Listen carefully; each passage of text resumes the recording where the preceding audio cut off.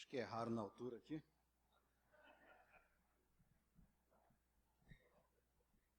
É que o pastor da igreja é alto demais, né? Então já estavam acostumados.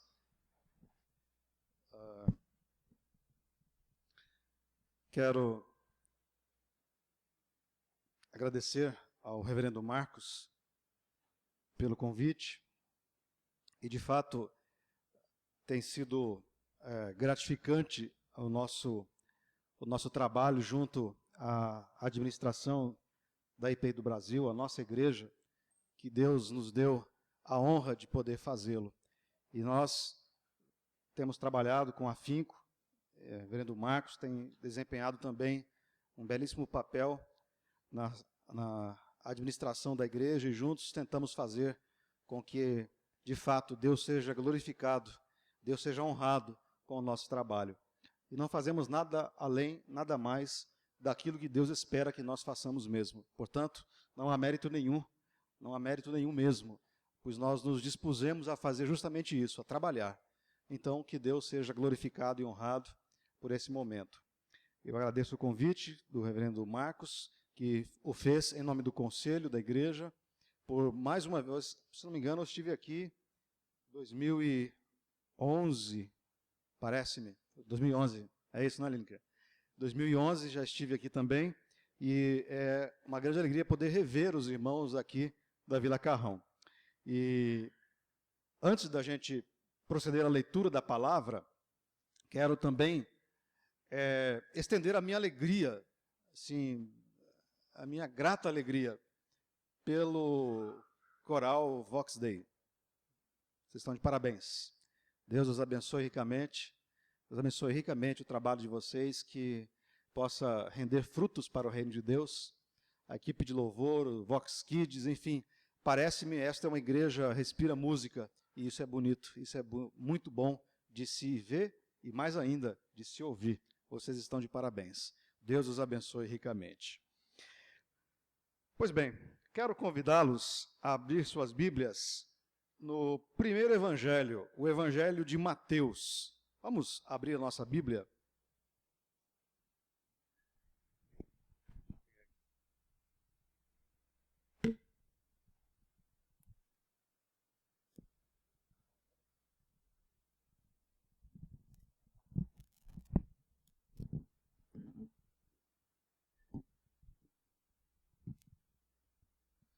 Agora acertaram o tamanho.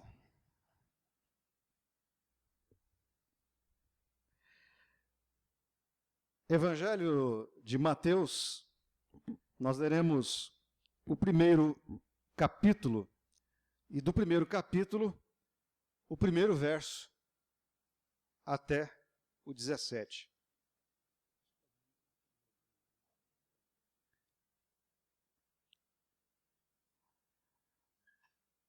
Evangelho de Mateus, capítulo 1, também versículo 1. Vamos atentar para a leitura, que assim nos diz. Livro da genealogia de Jesus Cristo, filho de Davi, filho de Abraão. Abraão gerou a Isaque, Isaque a Jacó, Jacó a Judá e a seus irmãos. Judá gerou de Tamar a Pérez e a Zera. Pérez gerou a Esrom, Esrom a Arão. Arão gerou a Aminadab, Aminadab a Naasson, Naasson a Salmão. Salmão gerou de Raabe a Boaz. Este de Rute gerou a Obed, e Obed a Jessé. Jessé gerou ao rei Davi, e o rei Davi a Salomão, da que fora mulher de Urias. Salomão gerou a Roboão, Roboão a Abias, Abias a Asa. Asa gerou a Josafá, Josafá a Jorão, Jorão a Uzias. Uzias gerou a Jotão, Jotão a Acás, Acás a Ezequias. Ezequias gerou a Manassés, Manassés a Amon, Amon a Josias. Josias gerou a Jeconias e a seus irmãos no tempo do exílio na Babilônia. Depois do exílio na Babilônia, Jeconias gerou a Salatiel, e Salatiel a Zorobabel. Zorobabel gerou a Abiúde, Abiúde a Eliaquim, Eliaquim a Azor, Azor gerou a Sadoc, Sadoc a Aquim, Aquim a Eliúde, Eliúde gerou a Eleazar, Eleazar a Matã, Matã a Jacó, e Jacó gerou a José, marido de Maria, da qual nasceu Jesus, que se chama o Cristo. De sorte que todas as gerações, desde Abraão até Davi, são 14. Desde Davi até ao exílio na Babilônia, 14. E desde o exílio na Babilônia até Cristo, 14. Até o versículo 17.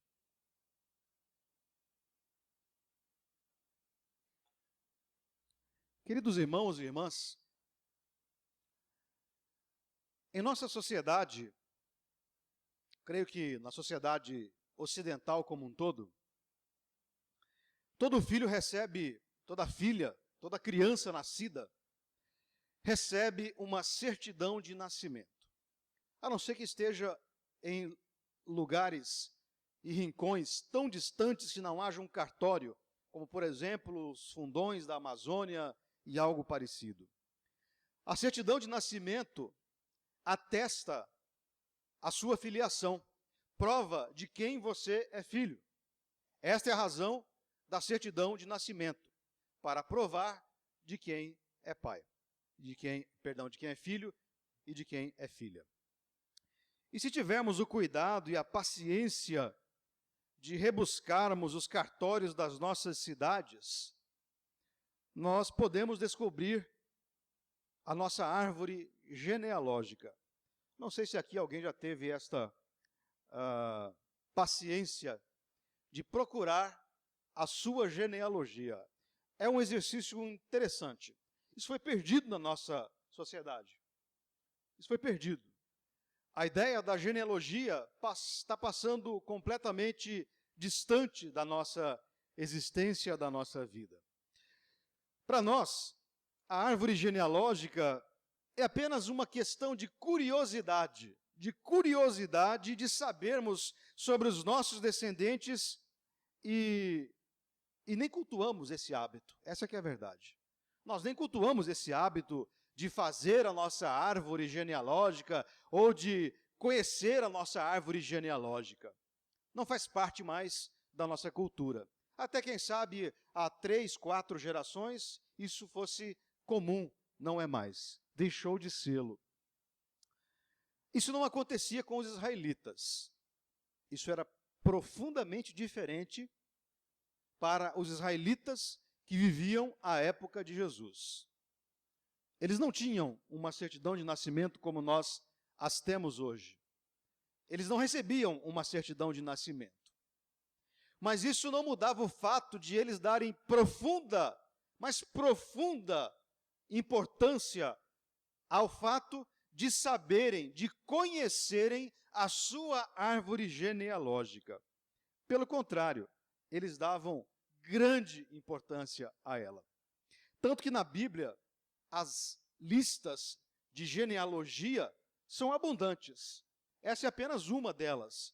E se você for ler o livro de 1 Crônicas, por exemplo, você ficará cansado de ler nomes. Como nós lemos agora, é um nome atrás do outro. Parece que o livro de Crônicas, ou o primeiro livro das Crônicas, parece ter sido dedicado ao registro das genealogias daquele momento, daquele povo. E esta, portanto, torna-se uma característica da cultura e da vida dos israelitas. Tanto é verdade que Mateus, que era inclinado às questões judaicas, ele trata de registrar a genealogia de Jesus Cristo. Ora, de onde é que Jesus descende? De quem ele é filho? De quem ele é neto? De quem ele é bisneto? De quem ele é tataraneto? E assim vai, tantos nomes que lemos. As genealogias lá no Antigo Testamento, em especial na cultura israelita, possuíam uma importância tanto civil, como no nosso caso, a certidão de nascimento, quanto uma importância religiosa, talvez até mais do que a importância civil. Uma vez que a ascendência ou a descendência era o que provava direitos à herança, isso era importante naquela cultura. Era a genealogia que garantia o direito às heranças. Os sacerdotes eram obrigados a apresentar a sua genealogia para serem admitidos ao livre exercício do sacerdócio, das suas atividades. Porque os sacerdotes tinham que descender de uma determinada tribo de Israel. Não era qualquer um que podia ser sacerdote. Então, a genealogia tinha uma importância religiosa muito grande. Não era qualquer um que podia ser sacerdote. Não era qualquer um, por exemplo, que poderia exercer o louvor, o canto, a música no templo. Tinha que descender de uma tribo em especial. Daí a importância da genealogia. As genealogias podem ter um lado interessante, curioso. Pode ser interessante possuir um ascendente importante. Quem já nunca disse, não, meu tataravô era alguma coisa assim?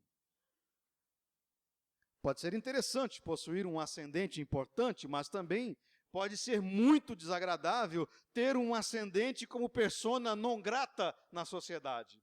E aí ninguém quer dizer. Aí todo mundo quer esconder. É o contrário. O fato é que ninguém gostaria de, por exemplo, ao analisar a sua própria árvore genealógica, descobrir ancestrais, bisavós, tataravós. Ninguém gostaria de descobrir que os nossos antepassados foram políticos corruptos.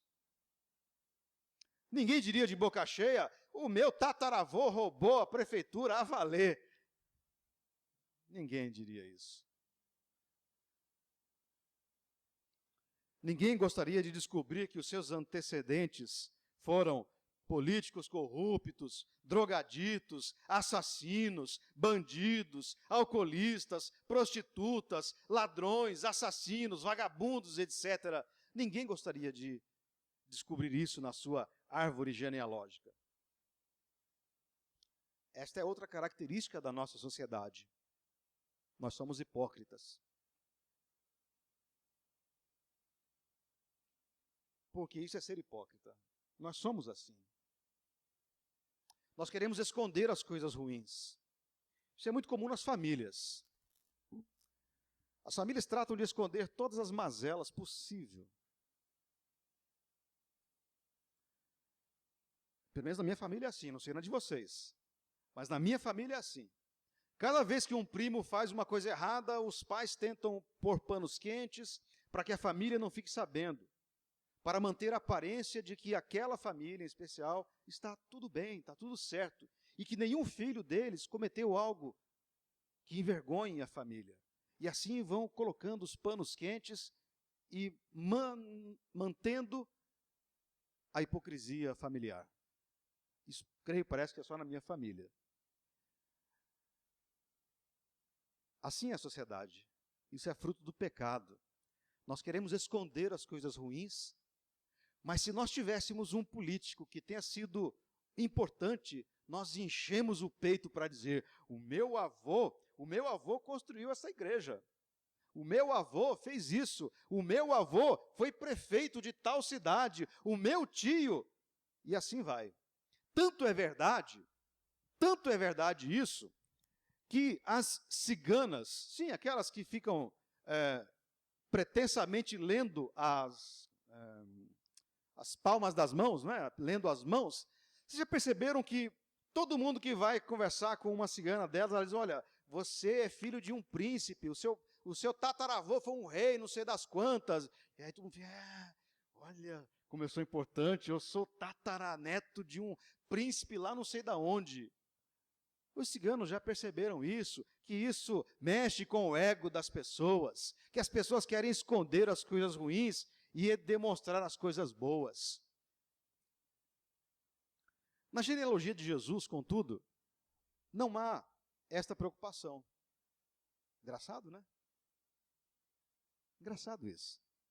Na genealogia de Jesus, não há a preocupação que nós temos, e isso o faz ser de fato alguém completamente diferente de tudo quanto já imaginamos.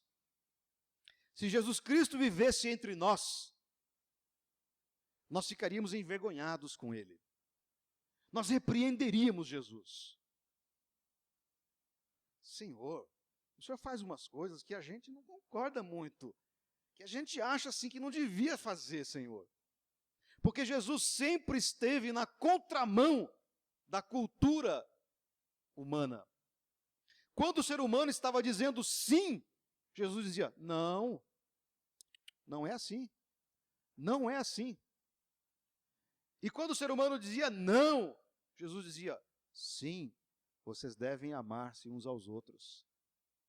Ouviram o que foi dito, olho por olho, dente por dente, mas não deve ser assim. Então Jesus sempre esteve na contramão dos conceitos humanos, dos nossos conceitos. E se Jesus vivesse entre nós, nós ficaríamos chocados com Jesus. E com certeza nós até diríamos assim, parece que não é o mesmo Jesus que eu creio. Certa vez, o poeta e cronista Luiz Fernando Veríssimo fez uma pergunta numa de suas crônicas, que ele escrevia lá na revista Veja, quando eu era adolescente, bem pouco tempo atrás. Nas páginas amarelas da Veja. Certa vez, o Luiz Fernando Veríssimo fez a seguinte pergunta: que tipos cairiam à nossa volta se dessemos uma boa sacudida em nossa árvore genealógica? Alguém já pegou manga assim? Ou uma outra fruta, chacoalhando a árvore, e balança, e os frutos vão caindo? Pois é, o Luiz Fernando Veríssimo fez isso. Que tipos cairiam à nossa volta se dessemos uma boa sacudida na nossa árvore genealógica? E hoje eu quero propor a mesma pergunta. O que podemos recolher ao sacudirmos a árvore genealógica de Jesus Cristo? Que tipos caem desta lista de nomes que nós acabamos de ler? Que frutos caem desta árvore genealógica de Jesus? Que frutos podemos recolher desta árvore genealógica de Jesus? Podemos, em primeiro lugar, recolher os frutos da nobreza, que é aquela parte que todos nós gostamos. Nobreza de realeza mesmo. Havia reis. Se sacudirmos a árvore genealógica de Jesus, certamente encontraremos a nobreza. Nobres. Nobreza que se manifesta na vida de homens que foram nobres por realeza, como, por exemplo, Davi, no versículo 6. O rei que com toda certeza assimilou à sua posteridade, aos seus descendentes, o estereótipo de grande rei. Davi deixou esta herança para os seus descendentes, de que ele fora um grande rei, o melhor rei, o maior rei de todos os tempos em Israel. E homem, de acordo com a Bíblia, o homem, o que mesmo? Segundo o coração de Deus. Esse foi o legado de Davi. Então, com certeza, os tataranetos de Davi diziam, não, eu sou tataraneto do grande rei Davi. Oh! Se há alguém na Bíblia honrado por sua vida com Deus, esse homem é Davi, o rei Davi. Um pequeno homem e um rei gigante. Um menino que havia lutado com leões e vencido. O homem que desde a sua tenra idade mostrou sua coragem e lealdade ao Senhor. ao lutar com o gigante Golias, vencendo, dando a vitória aos israelitas sobre os filisteus. Jesus Cristo descende do rei Davi, do grande rei Davi. Mas há outros reis na genealogia de Jesus. Há, por exemplo, o filho dele, Salomão, o filho do grande rei Davi. Se a história parasse por aí, quem sabe Salomão sentisse o peso de ser o sucessor do homem segundo o coração de Deus. Esse é o problema de todo filho cujo pai é importante. É sempre assim, ele não tem a personalidade, ele é sempre o filho do fulano. Hoje os filhos de jogadores de futebol, filhos de artistas, sofrem desse problema. Ele é o filho do Pelé. Ele não tem nome, ele é o filho do Pelé. Ele é o filho do Maradona. E assim vai. Artistas e todas as pessoas que possuem certo conhecimento são assim. Mas Salomão fugiu a essa regra. Salomão se destacou por sua simplicidade. Pediu a Deus sabedoria para dirigir o povo. Senhor, me dá sabedoria. Salomão poderia, por exemplo, pedir todos os reinos do mundo. Senhor, dá-me um exército poderoso, dá-me homens treinados, dá-me, Senhor, recursos para a guerra, dá-me ouro, Senhor, para que o reino possa se expandir. Mas Salomão chegou diante de Deus e disse, Senhor, dá-me sabedoria para gerenciar o reino, dá-me sabedoria para conduzir o teu povo. E assim se fez. Tornou-se o rei mais sábio de toda a história israelita. Um homem, para a sua época, profundamente refinado na sua cultura, na sua compreensão e na sua sabedoria a respeito da vida e das coisas de Deus. Jesus Cristo descende deste rei. Portanto, na árvore genealógica de Jesus podemos recolher os frutos da nobreza, da realeza. Há reis na genealogia de Jesus. Há reis bons, mas há reis péssimos. Versículo 7 diz que na genealogia dele havia outro, chamado Roboão. Roboão foi o rei responsável pela divisão das tribos de Israel. Foi ele quem as dividiu, ao afirmar para Jeroboão que veio solicitar ao novo rei que aliviasse os tributos. Lembram-se dessa história? Sua frase célebre, meu dedo mínimo é mais grosso que os lombos do meu pai. A história é a seguinte, o povo chegou para Roboão e disse, olha, não tem como você aliviar aí os tributos, né? O povo está já cansado de pagar muito tributo, muito imposto, as pessoas são pobres, estão com dificuldade, alivia aí para o povo. E a resposta dele, o meu dedo mínimo vai ser mais grosso, mais pesado que os lombos do meu pai. Esse foi um péssimo rei. Jesus Cristo descende desse rei. Mas há outro tipo de nobreza na genealogia de Jesus. Além da nobreza de realeza, de nascimento, chamado do berço de ouro, do berço real, há nobreza de atitudes. Há, no versículo 5, a citação de uma mulher, Ruth. Mulher exemplar, que não era israelita, mas ficou famosa pelo que declarou a sua sogra, Noemi. O teu povo é o meu povo, e o teu Deus é o meu Deus. Mulher com atitudes nobres. Esta é uma atitude nobre. Ruth não era nobre. Ela não vinha de uma realeza. Ela não era descendente de rei. Ela não era princesa, não era rainha. Mas ela tinha nobreza de atitudes. E esta é uma atitude nobre. O teu povo será o meu povo. E o teu Deus será o meu Deus. Isso para nós parece que não tem muita importância. Mas para aquela época, esta é uma frase de grande impacto. De grande impacto. Ruth se casou pela segunda vez com Boaz e veio a tornar-se a bisavó do grande rei Davi. Jesus é descendente de Ruth. Não nos atinamos para essas coisas.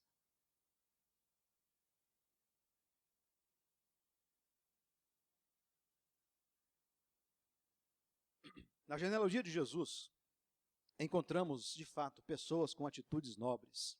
E se formos, desculpem a expressão, se formos escarafunchar mesmo esta genealogia, nome a nome, e fazemos uma pesquisa mesmo a respeito desses nomes, encontraremos com certeza pessoas com nobres atitudes, demonstrando que da árvore genealógica de Jesus, se dermos uma boa sacudida, recolhemos os frutos da nobreza, nobreza de nascimento e nobreza de atitudes, como as de Ruth, por exemplo. Então, podemos recolher esses frutos. Mas também, em segundo lugar, podemos recolher os frutos da divindade na genealogia de Jesus. Mateus nos apresenta a genealogia de Jesus, que nós lemos. O verbo gerar, a palavra gerar, aparece nesse texto 39 vezes. Sempre no passado, fulano gerou fulano e fulano gerou fulano. São 39 vezes em que aparecem esse verbo. De Abraão até o pai de José, todos, de Abraão até o pai de José, todos geraram a pessoa seguinte. Todos. Fulano gerou fulano, fulano gerou fulano, fulano gerou fulano, e assim vai o texto que nós lemos, exceto José. O fraseado muda bruscamente quando chega em José. José não gerou.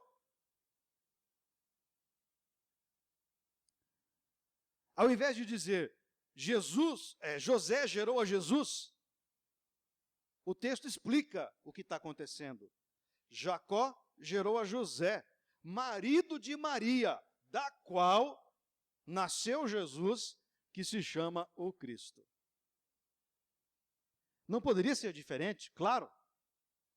Jesus é o próprio Deus que se encarna, torna-se carne entre nós, a fim de mostrar ao ser humano o que é de fato ser humano. Jesus veio para isso. Jesus veio para ensinar ao ser humano como ser de fato humano. Ele que é Deus. E isso é uma coisa fantástica. E eu gosto muito de uma frase que me faz lembrar o reverendo Caio Fábio. Ele diz, olha, para ser tão humano assim, só mesmo sendo Deus. Para ser tão humano, só mesmo sendo Deus.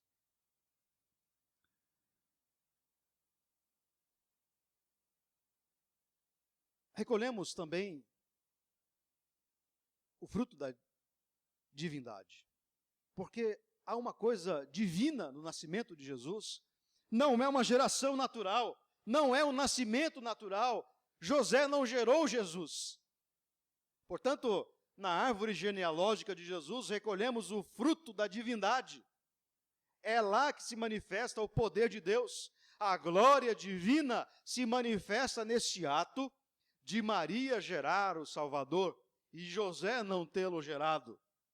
De maneira que todos, de Abraão até Jacó, até o pai de José, acontece isso. Mas em José, a frase muda radicalmente. Em terceiro lugar, desta boa sacudida da árvore genealógica de Jesus, podemos recolher os frutos da humanidade. Se por um lado recolhemos os frutos da divindade, porque ali se manifesta o poder de Deus, a ação milagrosa, poderosa de Deus em fazer gerar, não de forma natural, mas de forma divina. Se recolhemos os frutos da divindade na árvore genealógica de Jesus, por outro lado também recolhemos os frutos da humanidade. Isso acontece quando olhamos para alguns nomes desta genealogia. Como, por exemplo, no versículo 3, o nome de Tamar.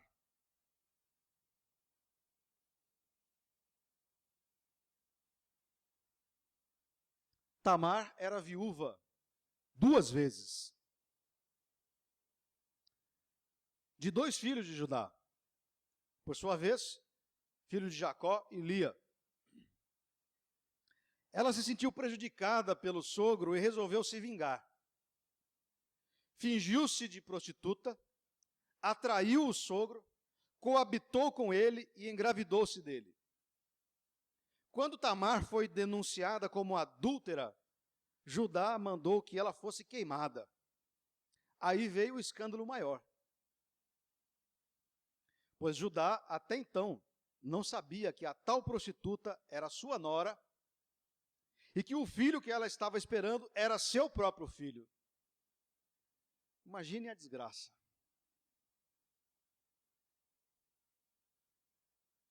Se isso acontecesse nas nossas famílias, a gente tentaria esconder de todo jeito. Mas na genealogia de Jesus, não. O nome de Tamar aparece.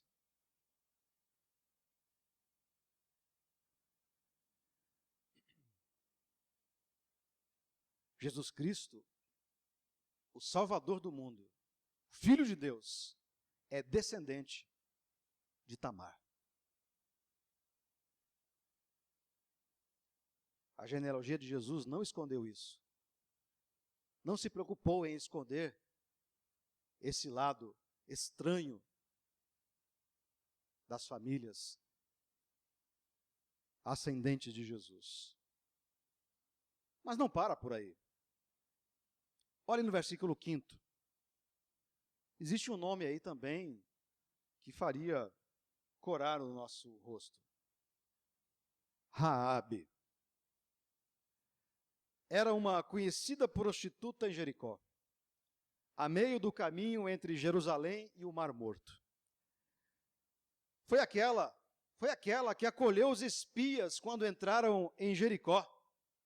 Uma mulher, para muitas famílias, impura, pecadora, que não possuía o mínimo de decência. É dessa mulher que também descende Jesus. Quando sacudimos a árvore genealógica de Jesus, caem esses tipos também. Ou ainda, continuemos. No versículo 6, há um outro nome, também marcado no Antigo Testamento. No versículo 6, Batseba. Era a esposa do oficial do exército de Israel na época de Davi, Urias. Na ausência do marido que estava servindo a pátria, Batseba comete adultério com o rei Davi. O grande rei Davi. Não se esqueçam. O grande rei Davi.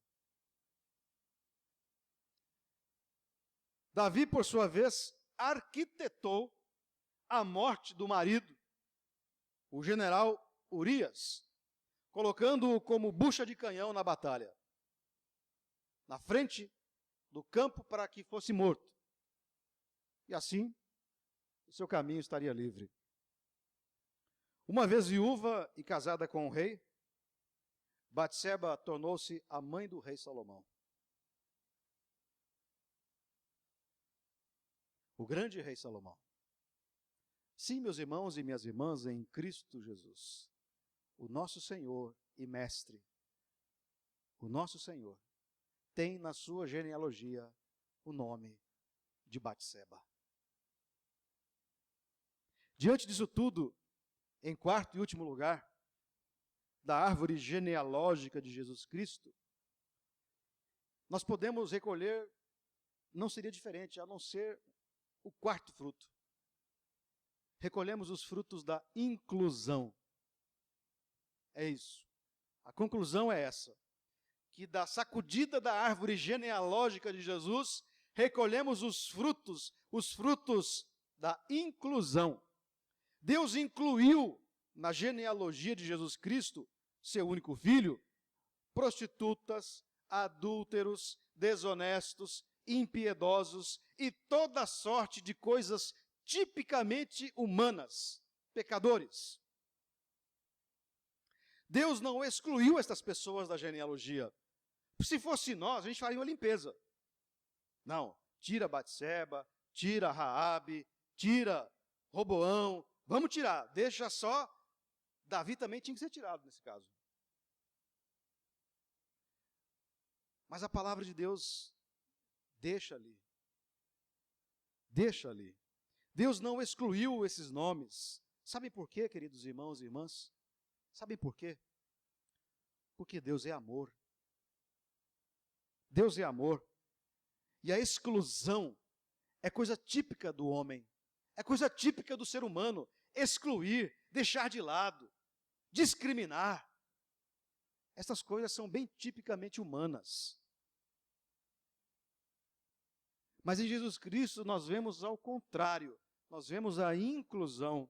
O reino de Deus é da inclusão e não da exclusão. Jesus disse, olha, todos que vierem até mim, jamais, todos que Deus me der, jamais eu os lançarei fora. Jamais, disse Jesus, jamais lançarei fora aqueles que vierem até mim. Porque o reino de Deus é um reino que inclui, porque Deus é amor, Deus ama todas as pessoas. É por esta razão que da árvore genealógica de Jesus podemos recolher os frutos, com certeza, da inclusão. Assim, queridos irmãos, Deus incluiu na genealogia de Jesus tanto pessoas maravilhosas, homens com atitudes nobres, mulheres com atitudes nobres, mulheres ditas santas, homens ditos santos, homens segundo o coração de Deus.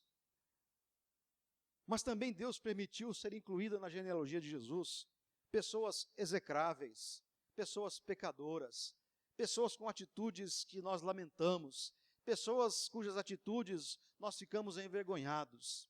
Mas Deus não se envergonha, Jesus não se envergonha disso, porque o reino de Deus é da inclusão. Assim, queridos irmãos e irmãs, que o Senhor nos abençoe e nos faça entender que o que mais importa entender e compreender é incluir e não excluir as pessoas. Afinal de contas, somos todos pecadores. Somos todos assim.